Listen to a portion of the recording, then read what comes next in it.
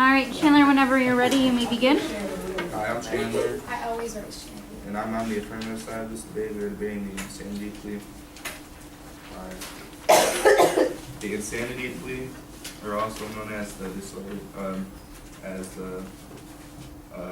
offense, is when a defendant claims they are not responsible for the crime they had committed due to a mental illness they had acquired.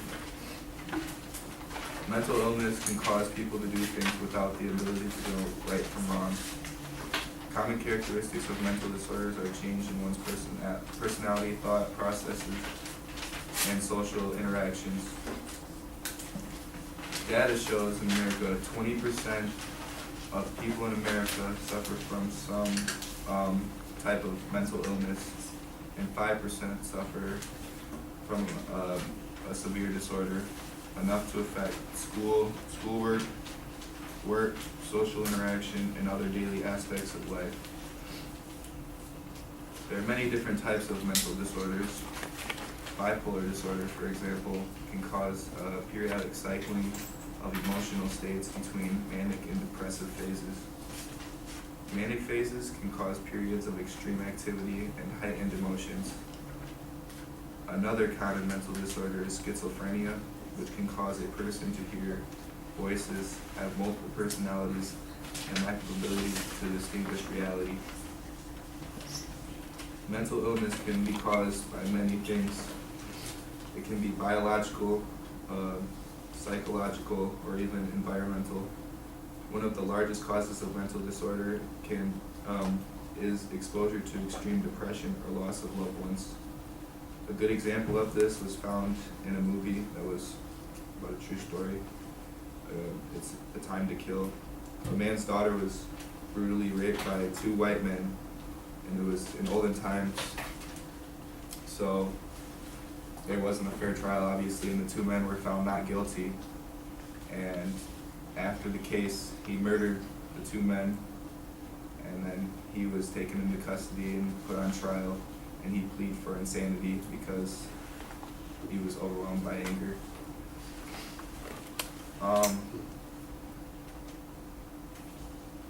And in other cases, people with these mental disorders can do actions without, or can do bad stuff without realizing it and not knowing until they snap back to their senses.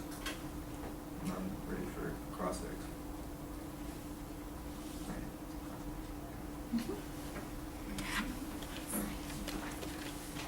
Do I just go? Mm-hmm. Okay. So why do you think the insanity plea should be used? Because there's some people that can't help the crimes that they do due to mental illness.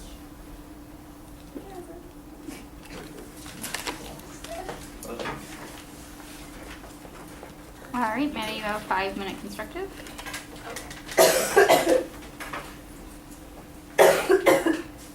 Okay, so the issue that we were debating about today is resolve the insanity defense should be used in a court of law.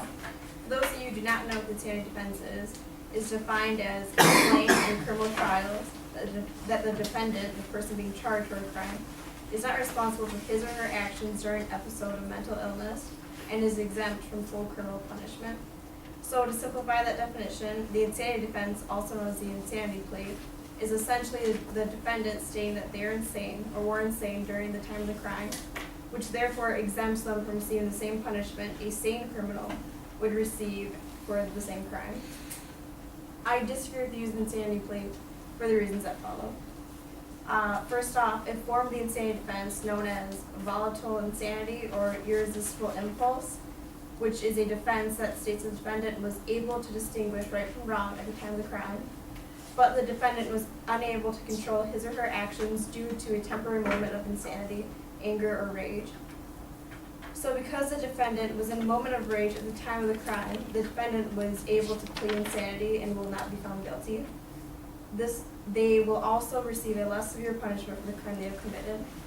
So for example, if someone shot and killed a person and did not plead temporary insanity for their punishment could be as severe as the death penalty. But if the defendant would have pleaded temporary insanity and claimed that they were in a state of rage at the time of the crime, their punishment could be only 6 months of hospitalization. It is also hard to prove that someone was temporarily insane. So this defense is sometimes used as a way for the defendant to get out of a more severe punishment, which brings me to my next point. The judge or jury in some cases are the ones who get to decide if the defendant is insane or sane. And according to Legal Dictionary at freedictionary.com, there is sometimes no way to prove that someone is insane. They say, without a way to measure insanity, it makes no sense to let the prosecution and defense psychiatrist spare over the issue. A jury's decision based on psychiatrist opinions may be grounded on unreliable evidence. What this means is that because there is no way to 100% prove insanity, even by a psychiatrist, the jury may be making their decision whether someone is insane or not on unreliable evidence, and therefore may be making their decision based on their personal bias opinion. Another reason why I do not agree with the insanity plea being used is the insanity defense is commonly used by rich people. The reason why this is an example why we shouldn't use it is that if a person with a lot of money pleads insanity, they're then able to hire a trustworthy psychiatrist to say that they were temporarily insane. And the jury is more likely to believe them because of the reliable psychiatrist that the rich defender was able to hire. And because rich people are more likely to use this, it proves that it's kind of a way to get out of severe punishment. So that's why we shouldn't use it. But an alternative to using insanity defense is adopting the guilty but insane verdict. What this is that when a criminal is found insane, they will be sent to jail and still have the same punishments as a sane criminal, but they will be sent to a mental hospital prison, and they will stay there until they are safe to go back into society. This is a far better alternative to having a potentially sane criminal plead insanity, so they only have to serve 6 months in a civilian hospital. Those are all my points. I'm done. I'm now open for process.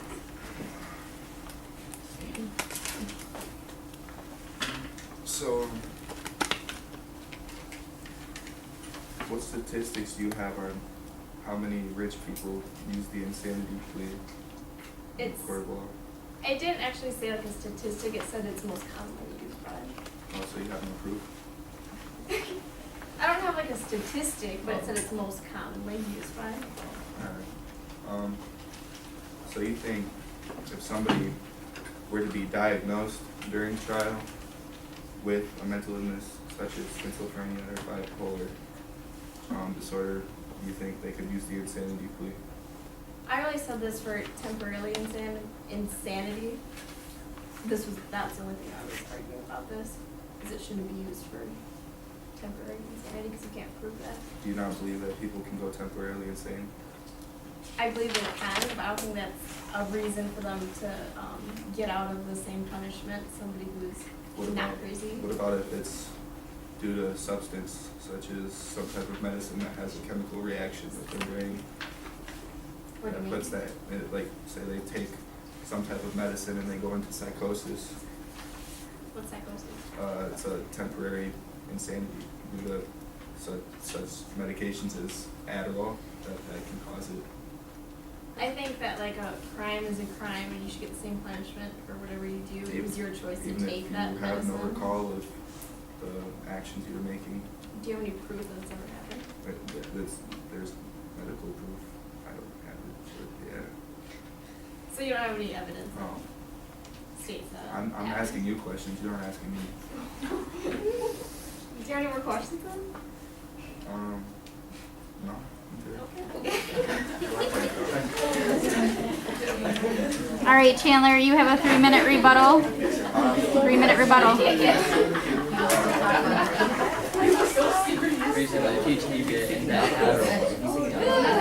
Audience.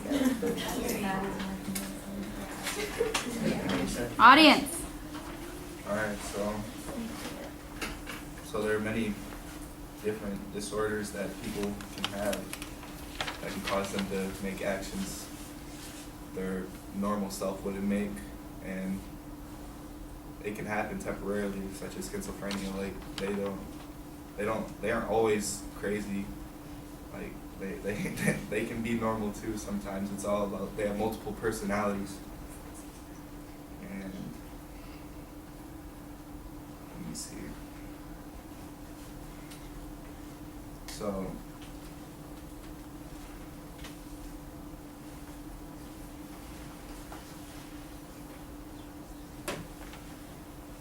and 20% of Americans suffer from some type of mental illness, which means it can have an effect on a lot of different people, which is why the insanity plea should remain, because there's a lot of people with mental illness. Yeah, that's all I got to say.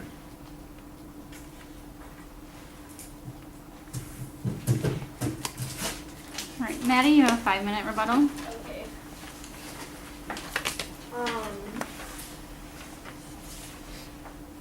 Okay, so a crime like murder is murder. You should have the same punishment whether you were temporarily mad at somebody or not.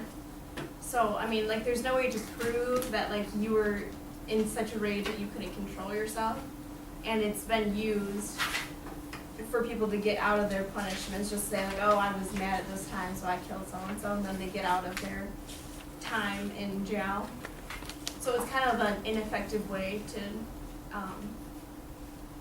an effective, like, thing to use in court, because you can't actually prove that it actually happened. And it has been used for people to get out of severe punishment. The only time I think it would be okay to use is if somebody is, like, seriously, like, schizophrenic or something, but if they were but if they were just, like, really angry and shot somebody, I think your punishments would still be the same as somebody who did it. Because I'm sure that if you kill somebody, no matter what, you're going to be mad at them or something, like, so I don't think that's a reason just to get you out of the death sentence or, like, life in jail instead of having, like, but if you say I was just mad at somebody, then you get put in jail for, like, 6 months and you get out. And so that's why we shouldn't use it. That's about all I have. That's it. All right, Chandler, you have a 2-minute rebuttal still. I just did a rebuttal. You have more. You have one more. All right, that's perfect. I actually wanted to say more. All right, I audience. totally agree that people without mental illness that shoot people should not use the insanity plea, but I trust in our judicial system to be able to tell the difference between if somebody's insane or not insane. So that's why the insanity plea should stay, because for the people who are actually insane and have mental disorders should be treated differently. They shouldn't be treated the same as a person who is mad and killed somebody. There's a big difference.